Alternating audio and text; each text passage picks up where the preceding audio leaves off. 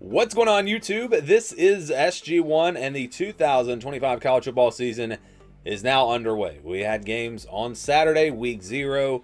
I'm going to give you my updated top 25, which is basically the same as the preseason top 25 with one change. But before we go through those teams again, just my takeaways, because again, we did have football played on Saturday.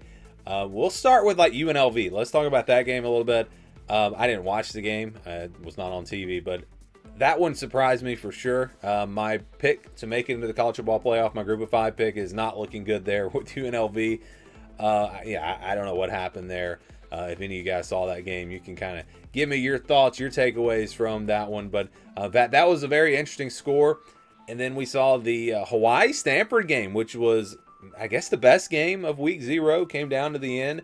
Hawaii, are they going to be a player in the Mountain West? You know, it's hard to say. Stanford is I think going to be one of the worst teams in the Power 4, but still Hawaii beat them. They beat a Power 4 team, so maybe Hawaii turns out to be pretty good this year. Again, I don't think we really learned a lot about those two teams, except for the fact that we know that Stanford, is going to be bad, at least at the group of 4 level, or Power 4 level, I should say. But yeah, I don't think we learned a ton in that game about Stanford, other than what we pretty much already knew. I think what we'll find out as we go forward is, again, is Hawaii a player? Is Hawaii a team that could make a run in the Mountain West? Maybe they could be the group of 5 representative. Who knows? But those two games were obviously really good games. We saw, let's just go ahead and get into the top 25, and I'll talk about these games as we get to them. So yeah, we got 21 through 25. So Kansas makes it into the top 25. I had Louisville in that 25 spot, but I thought Kansas did enough. They played well enough to deserve to be at least in the top 25 right now.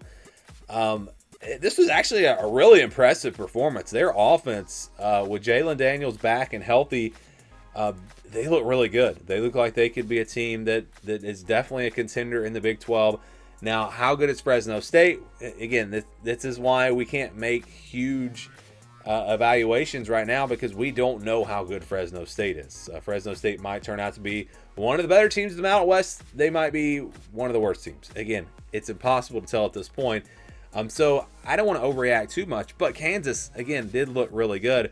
And even playing just a mid-tier group of 5 team to be able to dominate the way that they did, I think that was still impressive. So I've got Kansas in my top 25.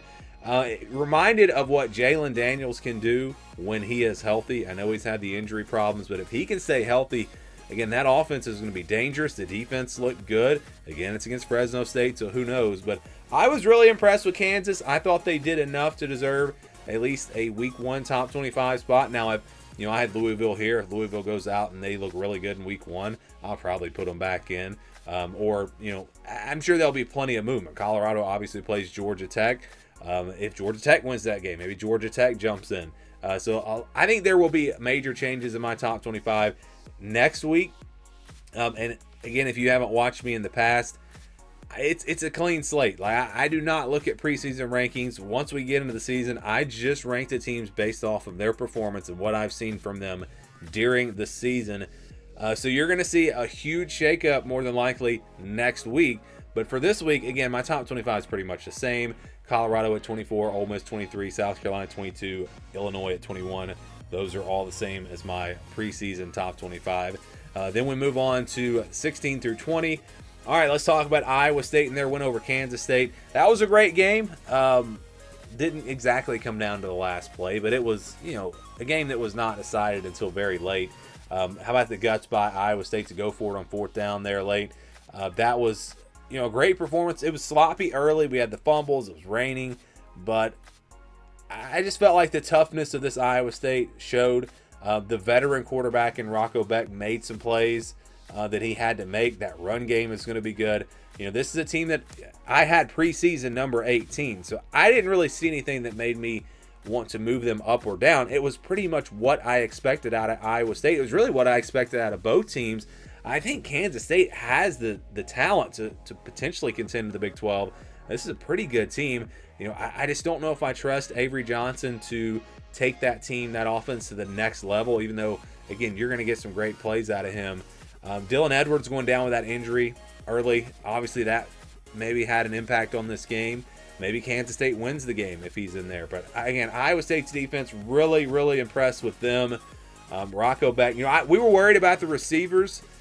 They lost some really talented guys last year. I think they're just fine. And that's the one position where usually you don't have to worry about wide receivers. Maybe you're not going to have the elite guys that can go up and change a game. But you lose wide receivers, you have another wave. I mean, wide receiver position, I think, is probably the easiest position to replace.